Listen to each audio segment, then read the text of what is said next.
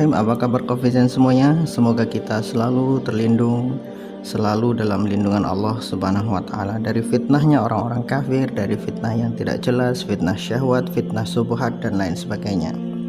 Orang Islam itu kok tahun baruan itu kan lucu tuh. Orang Islam tapi tahun baruan. Jadi ente itu niup trompet. Kalau pas ente niup trompet, kemudian Allah perintahkan malaikat Israfil itu juga ikut niup trompet sangkakala, kelar hidup ente semua. Cobalah kalau masih punya logika, digunakan untuk berpikir, jangan digunakan untuk berhayal. Segala sesuatu yang disebut perayaan pasti ada makna yang tersirat dan tersurat, apalagi diwarnai dengan simbol-simbol yang penuh dengan makna pagan. Naudzubillah. Jadi itu yang harus kita pahami baik-baik. Apa kurang keras Allah Subhanahu wa Ta'ala kasih peringatan kepada negeri ini dengan tsunami Aceh yang terjadi pada tanggal 26 Desember. Ya, 26 Desember itu Allah Subhanahu wa Ta'ala berikan satu pelajaran yang sangat luar biasa bagi kita, di mana terjadi tsunami Aceh. Setelah sebelumnya manusia-manusia yang punya peri kehewanan itu mengadakan pesta-pesta di pantai sana. Jadi setelah malamnya itu mengadakan pesta, kemudian paginya turun satu tragedi yang sangat memilukan yang selalu terngiang-ngiang sebagai bencana mengerikan di negeri ini. Apa kita tidak bisa mengambil pelajaran dari sana?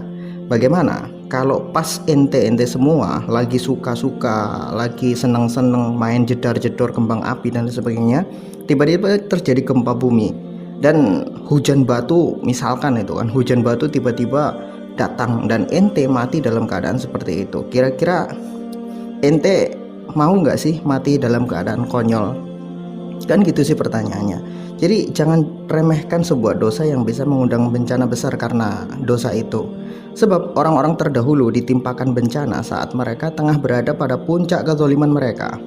Dan saya tegaskan bahwa perayaan tahun baru adalah puncak dari kezaliman ente semua. Sebab dalam satu perayaan itu ente telah melakukan setidaknya tiga ritual pagan sekaligus. Ini yang harus ente pahami. Nah, perayaan tahun baru itu kan identik dengan tiga hal, yaitu trompet, topi kerucut, dan api majusi itu, kembang api. Jadi mari kita bongkar ritual pagan ini bersama-sama. Pertama itu trompet. Dulu kala trompet itu dibuat dari tanduk yang dilubangi lalu ditiup-tiup oleh orang-orang dahulu. Orang-orang pagan terutama zaman Koteka itu sering menggunakan trompet untuk memanggil arwah dan dewa-dewa di malam pergantian tahun sebagai satu bentuk pemujaan. Selain sebagai bentuk pemujaan juga itu sebagai bentuk meminta berkat dari arwah-arwah dan dewa-dewa mereka. Kemudian dalam sejarah Yahudi juga, orang-orang Yahudi menggunakan trompet sebagai satu bentuk pertaubatan dan muhasabah diri di hadapan Tuhan. Orang-orang Yahudi menamai trompet ini dengan shofarot yang mempunyai bunyi sama persis dengan trompetnya pagan tahun baru yang banyak ditiup oleh orang-orang kurang kerjaan itu. Jadi orang Yahudi itu mempunyai tahun baru yang diperingati dengan trompet yang jatuh pada bulan ke-7 atau tarikh 1 bulan Tisri. Ya, bulan Tisri itu menurut kalender Ibrani kuno. Dalam perjanjian lama yang masih menjadi kitab resmi milik orang-orang Yahudi yang dicuri oleh ya pokoknya itulah, dalam kitab Imamat pasal 23 ayatnya 24 dikatakan, katakanlah kepada orang-orang Israel begini, dalam bulan yang ke-7 pada tanggal 1 bulan itu kamu harus mengadakan hari cuti penuh yang diperingati dengan meniup trompet, yakni hari pertama kudus, hari pertemuan kudus. Jadi jelas ya guys, ini ada ayatnya langsung dari kitabnya orang Yahudi. Jadi monggo kalau masih mau meniup trompet ya monggo, silahkan jadi orang Yahudi saja. Kemudian topi San Benito. Topi San Benito ini adalah topi kerucut yang dipakai di atas kepala orang-orang yang sudah tidak ada isinya. Padahal topi San Benito ini adalah satu bukti sejarah kejam kebengisan pasukan Kristen saat mengalahkan Andalusia. Silahkan Anda tengok video saya tentang inkuisisi gereja yang insya Allah akan saya buat episode keduanya setelah beberapa video mendatang. Nah, ketika Spanyol dikuasai oleh seorang ratu kuntilanak yang saya sendiri males menyebutkan namanya. Ratu Kuntilanak ini memberikan tawaran kepada Muslim Andalusia. Jika mereka mau tetap tinggal di Andalusia, maka mereka harus meninggalkan Islam. Jika tidak mau, silahkan pergi dari Andalusia. Namun, ternyata ketika banyak Muslim yang pergi dari Andalusia, mereka digiring ke sebuah dermaga dan dimasukkan ke dalam kapal, lalu mereka dipenggal kepalanya dan kapalnya kemudian dibakar. Itulah yang mereka lakukan, sehingga orang-orang Muslim yang lain itu akhirnya ketakutan dan memilih murtad.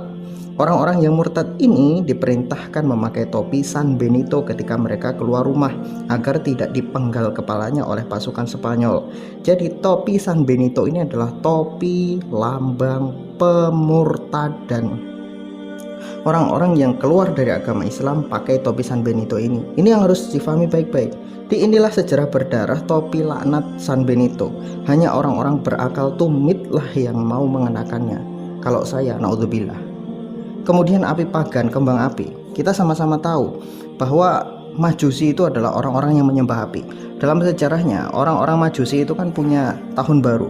Bahkan Rasulullah Shallallahu Alaihi Wasallam sendiri melarang untuk kita semua itu mengikuti tradisi mereka merayakan tahun baru dengan cara menyalakan api.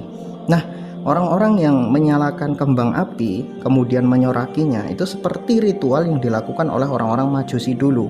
Ketika pergantian tahun di tengah malam mereka menghidupkan api, lalu mereka bersorak-sorai sambil memuja api itu. Itulah yang terjadi. Makanya saya katakan, ya, tahun baru itu identik dengan 3 perayaan pagan atau 3 ritual pagan sekaligus. Ya, kalau Anda masih mau merayakannya ya silahkan.